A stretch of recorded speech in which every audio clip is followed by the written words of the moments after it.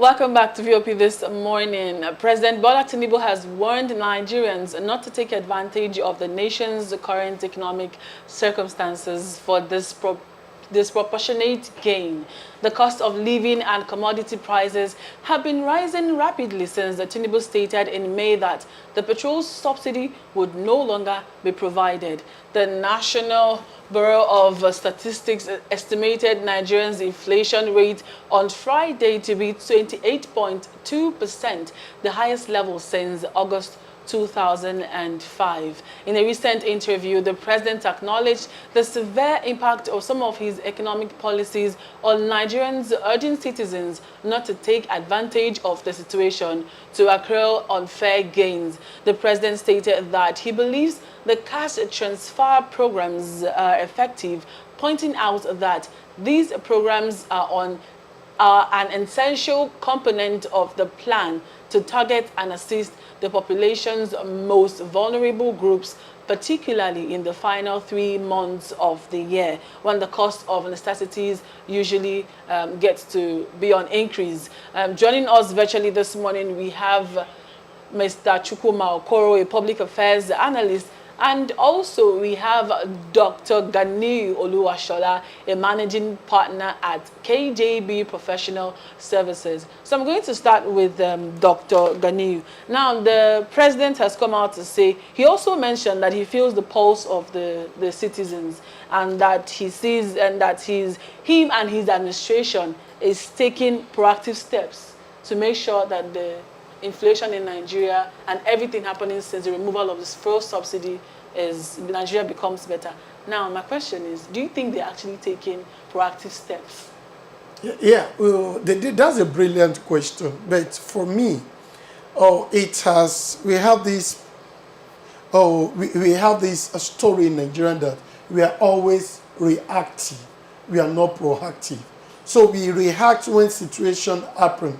Right, and when you look at the story in the news yesterday, the World Bank came up and says 99.9% of the $800 million that was secured as a loan to take care of the masses, to be able to alleviate people out of poverty, it has not been distributed or dispensed. Then now look at it statistically or in a mathematical standpoint. When you said 99.9%, approximately, it means 100%. So if you are approximately to 2 digits, 2 decimal points, it means 100%. In other words, none of that money has been dispensed to people. And so the question is that because what they have at the World Bank base, once they release cash for you, they have monitoring strategy to be able to confirm that if this money was actually used for the purpose in which it was secured for. And in the public palace, we call it value of money audit. So which means that, in other words, that the money has not gotten to the masses. So the question is that who received the money? There was also a story that said, can you publish the names of people that got this money? And the World Bank says that I stand to be corrected. None of these people have gotten this money. In other words, which means that the money would have been used for something else.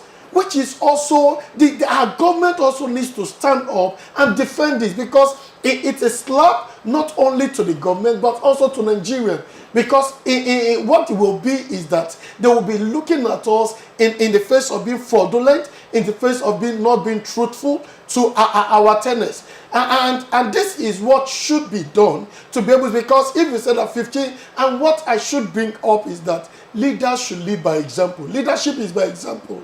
If you said that, you feel happy, you feel what the Nigerians are going through, you will not approve a car of over 54 billion for the lawmaker. You won't talk about buying 5 billion presidential yacht. So this thing to an average citizen shows that this person is not feeling our pulse. They are not feeling our pain. Even the money meant for us, it's not having got to the end user. Because if they are gotten to the end user, then publish it. These are the beneficiary to this money. And the World Bank will be able to say, I'm sorry. They will be able to come openly, because this is a public discussion that we have not seen you disburse this money to these people. And they need to come with a superior argument that these are the beneficiary to this fund, and it's actually alleviating the pains of average Nigerians. All right. So, Mr. Chukwuma Okoro, welcome to the show. I would like to have your opening thoughts on the discussion. Okay. Good morning, Umma. Good morning, Moses, and good morning to my co-panelists. If you ask me, I think what the president has just said, it's a good advice. But I think he should also start from giving himself that advice, because he comes across to me as somebody who was, the statement was written for him by his handlers just to come and read to Nigerians, because if he actually thought it out himself, I think he will be more measured in coming out to tell Nigerians what he said exactly, because from his own attitude or from the life he lives, he has not shown, he has not led by example for Nigerians to believe that he's actually sincere in what he is telling them. If my memory is right, the elementary economics I studied tells me that you don't fight inflation by pushing more money into the economy, because what is the inflation? Inflation, the primary definition of inflation is when more money chases a few goods. And so if you are trying to pump in so much money, millions of dollars into the Nigerian economy, which hasn't happened, and the thing is going in as cash to the poorest of the poor for them to do what? To go and start purchasing the scarce goods, you are simply increasing the rate of inflation.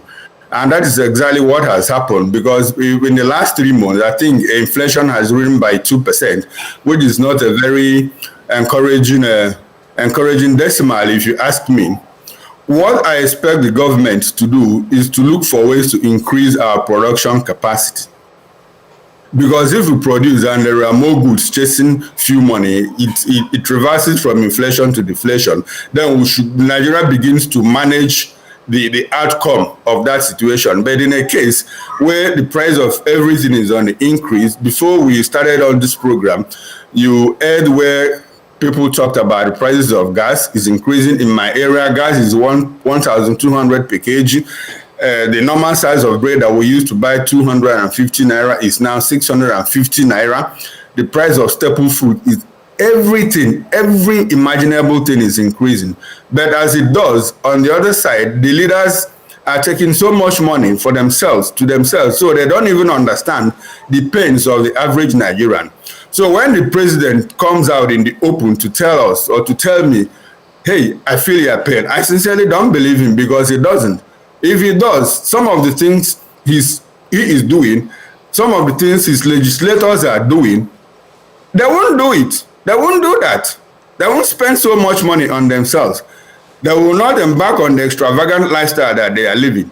So on the whole, it shows that there is some level of insincerity in what is going on. And like I said, the president comes across to me as somebody who just sat, and his aides, who of course will shield him from knowing what is happening to the public, will just write that statement and ask him to read. Let me ask you this. Sorry to interrupt you. I know you still have a lot more you want to add. But let me ask you this. Talking about what the president is doing, or what his administration is doing, we know that palliative, monies for palliative was disbursed to states. I think it was 5 billion was intended, 2 billion was given first. But we've not heard much about it. And another set of monies were disbursed, about 9 billion, 7 for infrastructural development, 2 for the states to cushion the effect of subsidy removal. That is one thing that the government is set to be doing.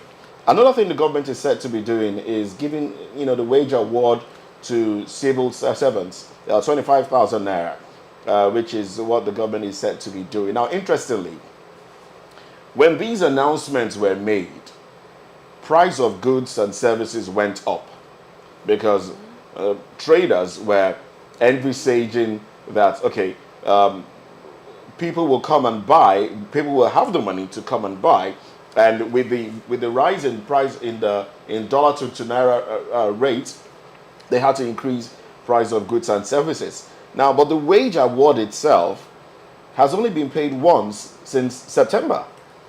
Government that is telling us not to take advantage of the situation, are they not taking advantage of the people? I mean, you are the guest. I have a lot to say, but you are the guest, so I'll just let you, dissect it. What is your take on the fact that government itself doesn't seem to be abiding by its own rules, its own laws, its own advice? Moses, and that's what exactly what I said, because I said that the president comes across to me as somebody who either is insincere or he doesn't know what is going on around him, and that is his handlers that are just telling him what to say. You recall on this station, when the federal government made the 35,000 naira cash award to the NLC, I kicked against it because I know it was uneconomic. It was uneconomic. In the first place, we have about 220 million Nigerians. You and I belong to that 220 million. And the federal civil servants, as we speak, are about 3.5 million. And I asked the question that day, what happens to you and I that don't get the cash award? What happens to you and I? What happens to the people in the organized private sector? What happens to people in the unorganized private sector who are not beneficiaries of that cash award? And it boils down to the issue of having to fight inflation again. Like I said, you don't push money into the system to fight inflation, except during a recession where you are trying to lift up the sectors that actually caused the inflation. It becomes the recession, it becomes advisable now to, okay, like if it is in the aviation or the housing sector, you can say, let's pump in $2 billion into this sector to shore it up and see how people's how can I put it now, to restore the credibility of the sector itself and draw people to become patronizers of that particular sector that led to either the recession or the inflation. Again, it speaks to the insincerity of the government. The cash transfer, I understand, has been paid only once, and the NLC is kicking again. And historically, it has happened it has happened several times. Anytime buyers, anytime market people, sellers, suppliers understand that there is a little increase in the salary of workers, which in any case doesn't account for up to 10% of the Nigerian population, there is the tendency for them to say, okay, since there is more money in the system, I have to increase my price. It has happened all the time. Unfortunately, the government doesn't take cognizance of that situation to know how to manage the way they push money into the system. So in all, going back to your question, or to further answer your question more, the government itself is not sincere because they have done exactly the opposite of what they have said or what the president is saying. They have too not shown leadership by example, because they have done everything for themselves. They have done everything for themselves. Look at how they are buying millions of naira valued cars, changing their apartments, earmarking so much amount of money to building and renovating their own houses, and they turn around to tell Nigerians, the poor Nigerians, to be patient. Let me ask you, you want to give how many million people? 25 million, I think 15 million Nigerians, 25,000 naira, which hasn't happened in any way. Which hasn't happened in any case. So what do you intend to achieve by that? You give me 25,000 naira. I use it for 2 weeks. I fold my arms and wait for you again. What's the criteria for disbursing the money? How do they know the number of the poor? The other day, the CBN said they were going to junk accounts that do not have NIN and BVN. And I was shocked to know that even in this country, that some accounts in the banks, so many of them don't have BVN. Because anytime I go to the bank, I'm compelled to print to show my BVN. So I was shocked. That is to tell you that the whole idea of even the cash transfer is orchestrated to enrich some people. And that is why it has not filtered to the people that it's meant for. And what happens is that the poverty rate continues to increase. The harshness in the economy continues to increase. Right. And people are not feeling any policy initiative to reverse the trend. It's very unfortunate and unacceptable. Unfortunate indeed. All right, let's come to the doctor in the studio. Now, talking about the 25,000 conditional cash transfer to 15 million households. Now, can we shift the blame away from the government? Because the money has not even been disbursed. All right, the 15 million households, which make up about 62 million Nigerians estimated, has not been disbursed. Now, if we are to shift the blame from the government, let's just say the government has earmarked this money. Who should be blamed for the lack of this disbursement of this money? And what can government do to ensure that, look, they can monitor this and see that it goes to where it is assigned to go to? That's a good one. It's unfortunate for this statement that says, on easy lies, the heads that wear the crown.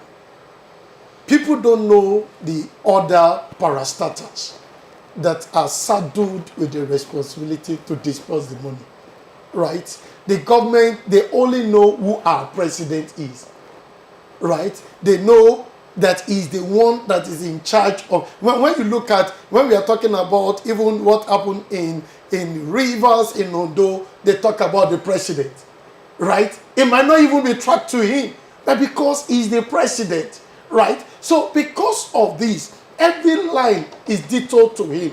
Let me just digress a bit. Let me make an instance to what happened in Lagos many years ago, when Fashola was the governor of Lagos State. You see, the man was very proactive. Once he gives you a contract, he camouflaged, he disguised himself in the middle of the night and go and monitor the. And once he discovered that you are not doing what you should do, it takes the contract from you. There was a time he disguised himself like an old wretched man that is an ill health aged man, and went to the general hospital, to feel the heat of the average citizen. Are you sure about this? It's all over the news then. You see, and people, they maltreated him, they shunned him, they ignored him. Then he now removed himself. He now revealed who he is. And he sanctioned a lot of people, sacked a lot of people, right? Because he could track it. You see, there's this saying that says people will not do what you tell them to do. They will only do what you monitor. So most of this team, unfortunately, it might not be aware of what is happening. It's just the time during Buhari. Buhari says that, I have done my best, because he did not know. There was a time, even during Obasanjo regime, he said it cannot be that there is a Nigerian that cannot feed himself twice in a year. When you grow up, that's why they said, it's always lonely at the top. When you grow, you only hear what people want you to hear until you move extra mile and see to the bottom of what is happening. So most of this thing, he will be blamed because he's the one that is sitting on the ends of affair. There's no how unless he now shifts the goalposts and says that who is the person that is saddled with the responsibility and use them as a deterrent. But until you now sit in your exalted position and you did not know what is happening, and those people you saddle with the responsibility to dispose this thing, it will always come back to him as the sitting president. Because nobody knows those parastatals that we are supposed to disburse the money. If they are talking even at the World Bank, they will say the president of Nigeria is the one at fault and never disburse the money. But at least he hears that one. If he doesn't hear the people, he heard what the World Bank is saying. So, the news broke in yesterday. I know you would have called a lot of meetings and said, what's happening here? What's happening here? It would be expecting reports. And you also know a good leader will take responsibility.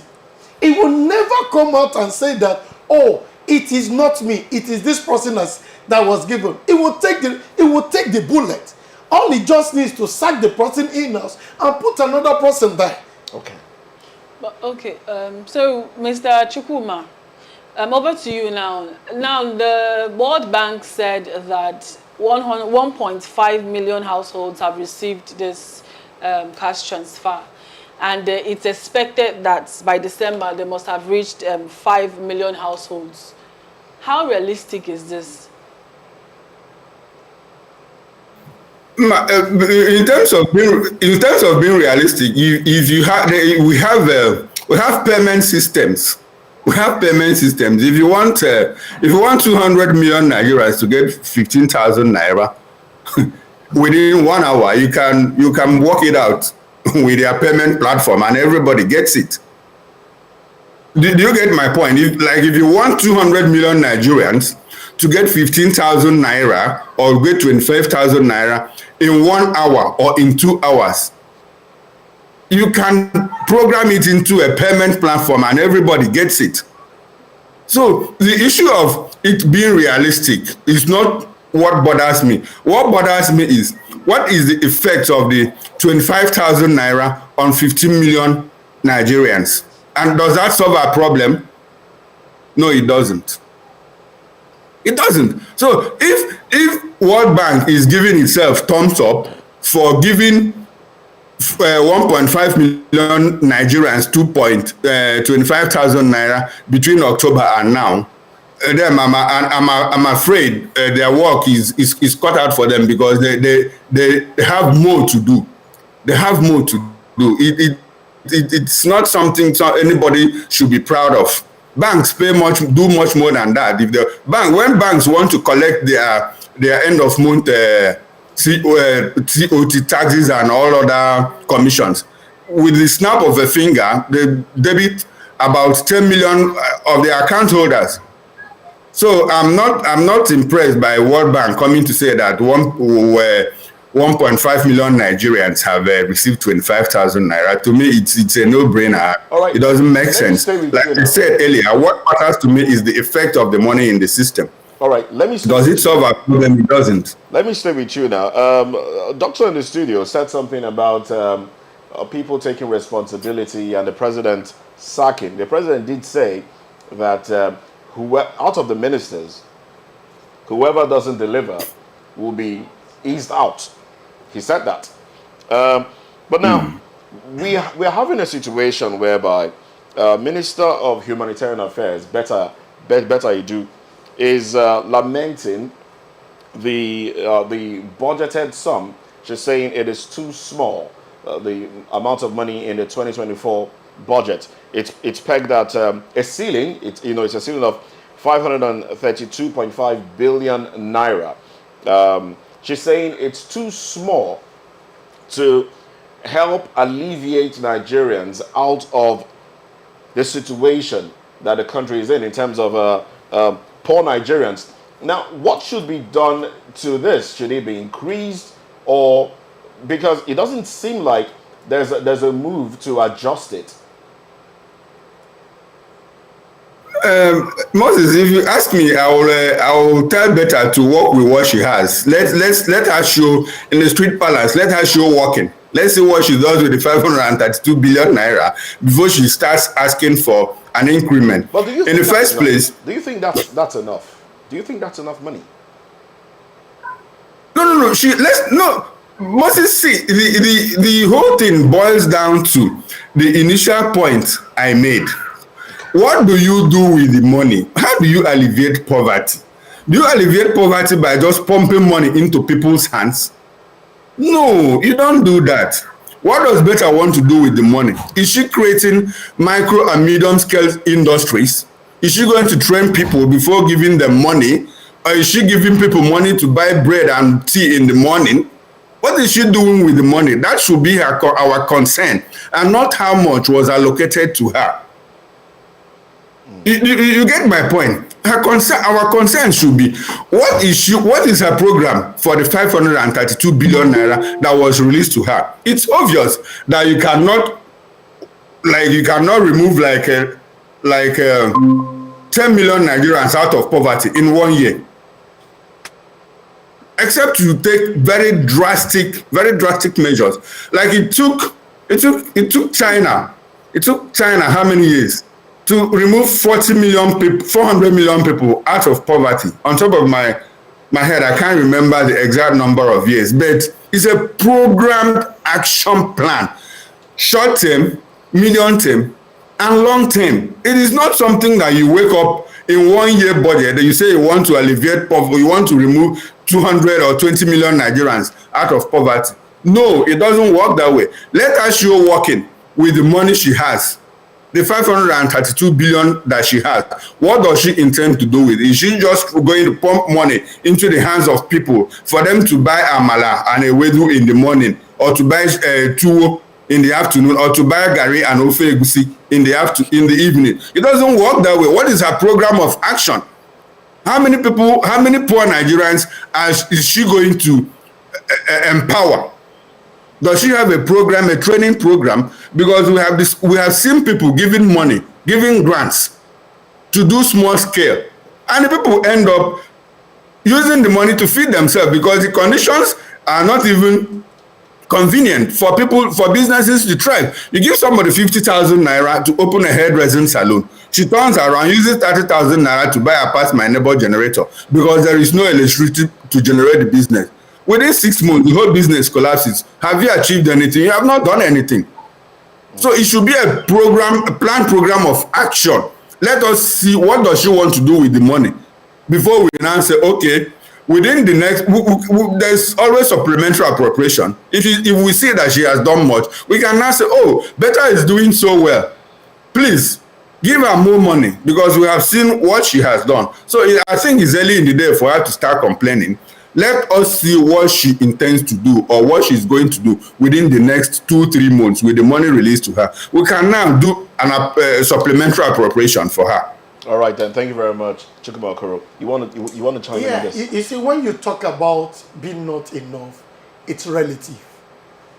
Money is never enough, right? The question is that what do you want to do with what you have? What are your plans with what you have? You see, there's what we call about budget.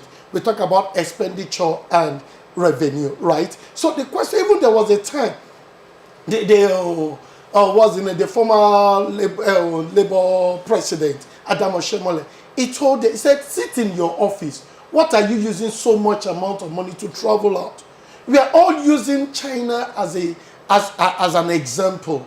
You see, this thing is that if Nigeria want to pull out some people out of poverty, we must be intentional about it. We must be intentional and we must be there. You see, giving people money have 3 effects.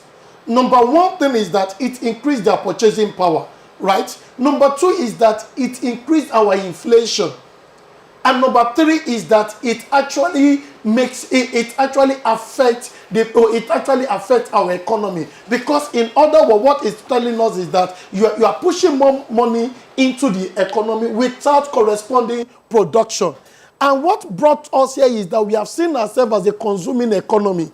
We consume everything, and we are not intending of producing.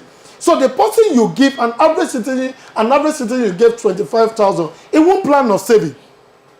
What comes to his mind is that, what will I buy to eat? Load the money. With the money. And if he's not saving, there's nothing to increase the economy, because in the elementary economics talk about consumption plus investment. So they won't invest, they will only consume. And immediately they consume the money, they're back to zero level. And so an average person said that, don't give me fish, teach me how to fish. Once you create a good infrastructure, create a very employment opportunity, they earn money on a month-by-month basis. As so as they are earning money, the government, they will be deducting tax from their money. The government earn more. Their purchasing power increases. Their GDP increases. And they are producing. Our economy is, you see, if there are no production and there are only consumption, in the long run we meet ourselves where we are. So we must be able to match production with consumption. In the long run, our economy will improve. We are talking about China now. China is seen as the manufacturing hub at the global space. They manufacture. They decide that what we produce in China, we consume it in China. In China. So at that point in time, so what are we producing? How do we manage it? We only consume. You give us an average person, you give money today, all he's thinking is buying a house, buying a car, buying a food, buying a jewelry. There's no investment. So if we do that, it will not improve our economy. So do you think that it's the right step in the right direction for the presidency to actually give out the 25,000 naira? Honestly, when this whole drama starts, I'm not for it, because it's also an avenue for corruption. Because some set of people will use it as an avenue to divert the money into the poor. Look at it during the Buhari regime. The CBN used a lot of monetary policy to control what fiscal policy should do. And you said, oh, the farmer, we are giving you so much money. So an average businessman who is not called to be a farmer, collect the money, see it as a free money, and use it for personal use. Even the farmer, when you reach to them, they didn't get the money. They didn't even see the money. As farmer money, trader money. Definitely. They didn't see the money. So how is it now benefit? And if the farmer did not see the money, how did they cultivate? How do we change our crude farming area to become a mechanized farming? Even they cannot even do the... And once we don't have a lot of production in that space, we can't get a lot of food to even feed our teeming population. We also need to import some food to be able to match up with what we are producing locally. So if I would have been, if those 800 million, you now say, okay, we are increasing government parastatals, which will be run with the mindset of the private sector, employ a lot of Nigerians. We are talking about, if you look at the statistic, those people in the labor market are less than 47% in the Nigerian space. So you create more employment opportunity. You make them more productive. And once they are productive, the economy will boom again. It's not that giving them money, they spend the money. So once they spend the money, they're back to status quo, because it makes no economic sense. All right, then. Thank you very much. We'll be going on to our next topic. Yeah, and up next on VOP this morning, I would not tolerate a non-performance. Tinubu wants a new NNPCL board. Details when we return.